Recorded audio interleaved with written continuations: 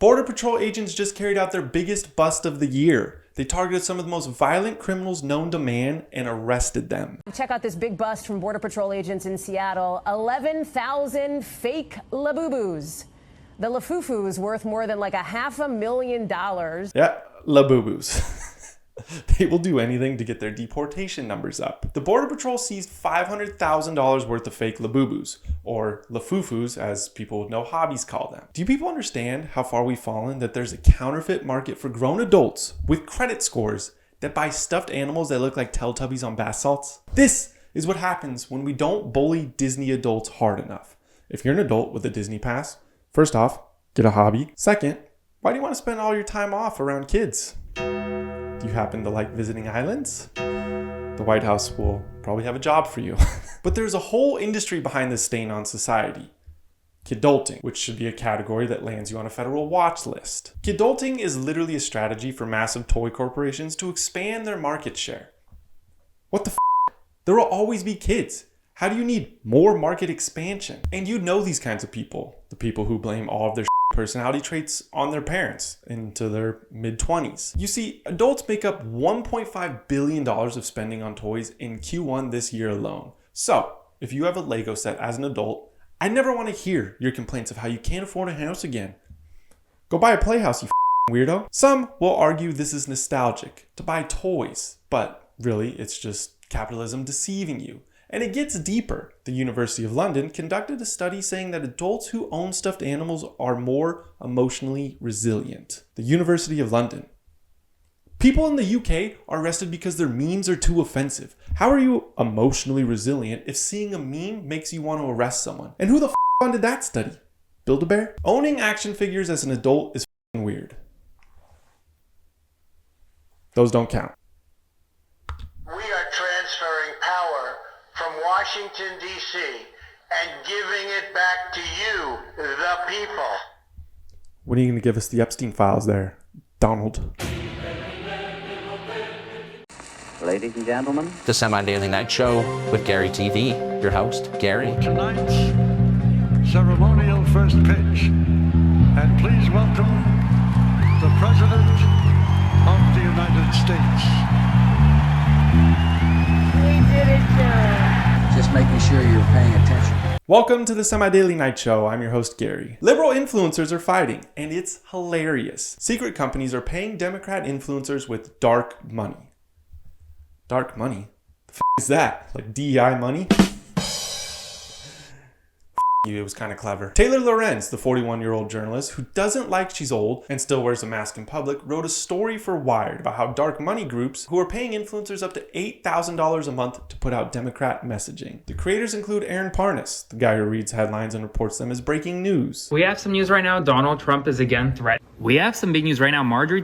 We have some major news. Donald Trump. We have some big news right now. We have massive breaking news right now. I'm here right now. Olivia Giuliana, who spends her whole $8,000 on 2 McDonald's trips, and David Pakman, who talks like he's on so many antidepressants, it made his depression spin 1,360 degrees. Get it? Because the fund that paid them is 1,360. I also thought that was a clever joke. Leave me alone. Republican Congressman Josh Bretschin. He says 9 words a minute. Biden runs up steps faster than that. Tries to run up steps faster than that. But the creators exposed have now defended this company and their payments from the shadow company. The article shows that Chorus, a nonprofit arm of a liberal influencer marketing platform, is working with another secret nonprofit called 1630 Fun, meaning the donors can be kept secret. Now my joke makes sense about the 1630. Now nonprofits, while sound like the liberal version of a business, is actually a strategic decision.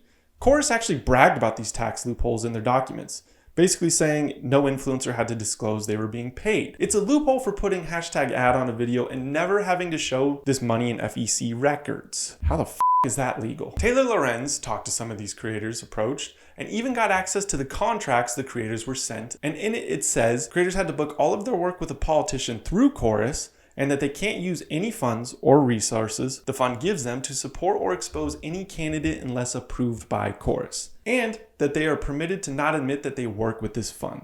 The article even says creators in the fund couldn't criticize one another, which is the only liberal thing in this contract. And how did the creators being exposed respond to this? They're calling Taylor Lorenz a bad guy. That who cares if dark money exists? Yes, people are actually saying that. Basically, the rebuttals of the creators is that 1, it's not dirty money, and 2, who cares if it's dirty money because fascism is happening. Those two can't go together. That's like orange juice and toothpaste. The main problem with all of this is I'm not being paid by them. We have a saying over here as the leading nightly news show: finances over facts. Send the contract course and I'll start singing. And over the past week, Democrat influencers have been defending this more, saying, well, actually, they were never required to make content and that this was an investment into them. That's why it's dark money. When someone says no strings attached, there's strings attached. You people hate billionaires and shady financial transactions, but don't mind when it's hitting your routing number? You think people just give you money for fun? Only 12-year-olds do that on Twitch with their mom's credit cards, not in politics.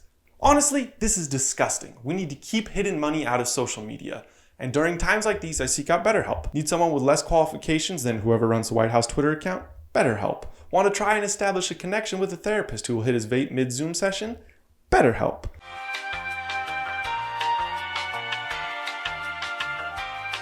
The government is spying on your health. Oura Ring, a fitness wearable, has partnered with the Department of Defense in a $96 million deal. This could be bad news for veterans who never deployed yet get 100% disability. What? Oh, I'm the bad guy for bringing it up? We need to talk about this. How do you get PTSD from eating MREs in a field? People who hike the Pacific Crest Trail do that for free. You people get discounts at IHOP for being a veteran.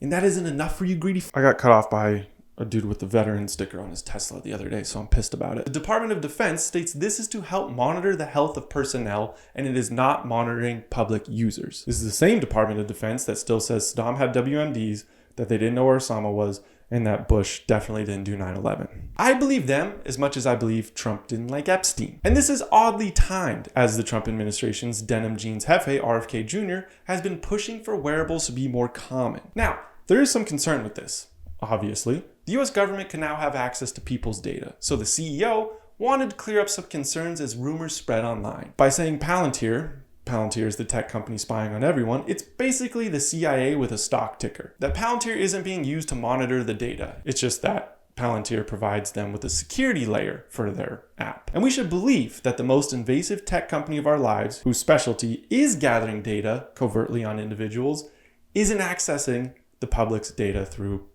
backdoor security features. I mean, that would be insane. And Saddam definitely had WMDs in Iraq, even though they were never found. Republicans have a problem, and it's Epstein. The government released more Epstein Files, they say, except 97% of them have already been released to the public. Epstein Files are like Transformers sequels at this point. There's never anything new, and we only want one name to be seen in them. Ew, that's gross. But this has started a war inside MAGA. Laura Loomer, who is known for her acting in the Saw movies, and Cat Turd. Yes, that's a notable figure in the MAGA sphere, because of course it is, have now said that Republicans pushing for the Epstein list are actually plotting against Trump. That they're stupid. All because Representative Tom Massie and a pull-up bar's worst enemy, Marjorie Taylor Greene, held a press conference with the Epstein victims to try and gather attention on releasing the Epstein list. And the victims spoke about their experiences. This woman abused children. I'm sure that timing is a coincidence, the same way all the images of those two together is a coincidence. President Trump has been pushing members of Congress to block the vote of the release of the Epstein Files. And why would he do that? He says he's not in them, that this list is a Democrat hoax. So that means Democrats aren't in them either, right? Epstein flew me to his private island. He listened to my dreams, promised to help, but his promises came with a catch. The abuse began. I was even taken on a trip to Africa with former President Bill Clinton and other notable figures. The truth is, Epstein had a free pass.